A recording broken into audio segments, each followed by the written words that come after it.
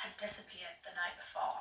They weren't yet aware that this severed leg would lead them to a man so depraved, so twisted, that he had set up a thrill kill. And poor Sade had walked into a trap she didn't even know had been set long in advance. Now, before we get into this case, I just want to give my usual disclaimer that I mean absolutely no harm or disrespect to anyone that we talk about in today's case. Our episodes are made with the utmost care to honour those who lost their lives and respect the profound grief that their loved ones endure.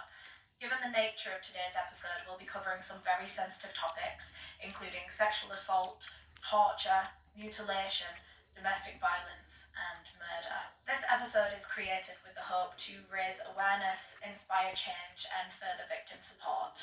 Viewer discretion is advised. Now, quickly before we get started, I do want to take a moment to talk about my research process, because obviously in order to make these episodes, we wade through hundreds and hundreds of pages of documents and articles and data-heavy files, and staying safe online while we do it is so critical. Using NordVPN makes everything not only so much safer, but so much better. And I want to say a huge thank you to them for collaborating to make today's episode possible. Nord is quite literally my internet bodyguard. I can't go online without it. I use them for fast and secure streaming at home and while travelling. And with my job, I travel a lot. So not only do I love that I can still access all of the UK media that I'm subscribed to while I'm abroad, but the security that Nord offers while online is incredible. Obviously, with travelling that much, I end up using public Wi-Fi quite a bit, which can put me at risk to potential hackers and data breaches. But with Nord, I'm always protected. Because did you know that NordVPN have a literal kill switch that you can put on to make sure that none of your data is ever exposed, even by accident? Your traffic is always protected with robust encryption. Plus, they don't share or track any of your online activity, which I personally love because I kind of get it in my head that my search engines are spying on me sometimes. So I like that. But it's not just how strongly they're able to protect your data. There are so many incredible features available when you use Nord. Things like Threat Protection Pro that spot dodgy websites and detect at least 85% of all phishing sites. They can keep you safe from malware and from dangerous ads.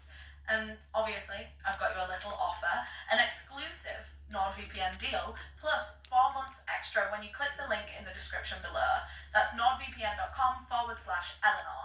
It's risk-free with Nord's 30-day money-back guarantee. Thanks again to Nord for making this episode possible. Now, let's start from the very, very beginning of today's case, starting with the birth of the beautiful Sade Robinson. It was May 10th, 2004, in Vicksburg, Mississippi, when parents Sheena and Carlos welcomed their beautiful baby girl, Sade Carlina Robinson.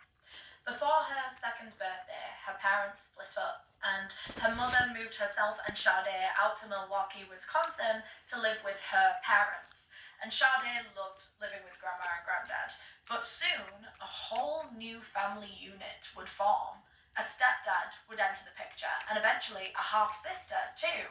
Sade's early childhood might sound a little bit rocky on paper. Parents split, moving states, new father figure, but it all happened when she was so young that all she would really remember as she grew older was the secure family unit that she had by the age of 5. She adored her stepdad and her new baby sister, Adriana. She loved being a big sis, and her biological father was still as involved in her life as he possibly could be from states away. He still adored her, and he still wanted to be in her life. Sade was so surrounded by love and by people that cared for her enormously. She was a very happy child, and from a young age, she had such a little personality. She was social, fun, outgoing, active, and adventurous. She joined Girl Scouts, she did dance classes, she played soccer, she loved performing too. A girl of many interests and many talents. But as she grew up, Sade began having a hard time in school. So she moved to Florida to live with her dad for a while, and she attended a new school out there, but she ultimately went back to finish high school in Milwaukee. We read that she'd really struggled with her mental health and depression in her teen years, which I'm sure many of us can relate to and know how horrendous it is to go through such inner turmoil growing up when you're still trying to make sense of life.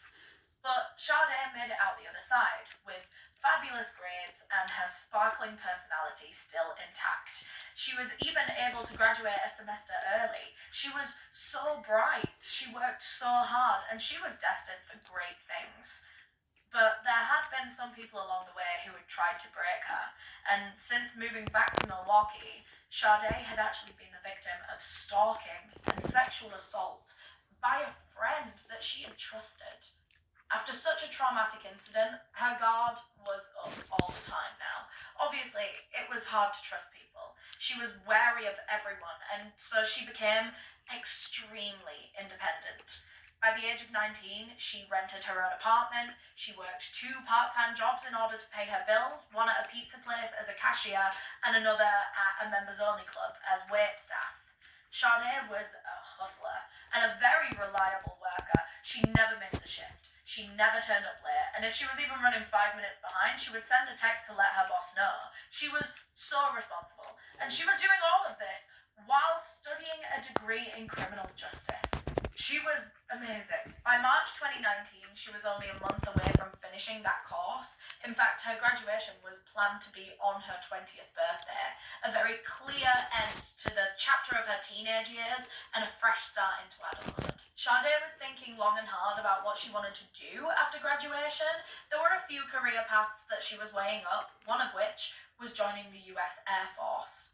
Her own family was full of veterans. Her grandfather was now retired from the US Navy. Her uncle was also retired from the Army. It was in the family. She had grown up hearing all these stories, and so it seems that she was leaning mostly towards that. But in the meantime, she studied her ass off, and she spent her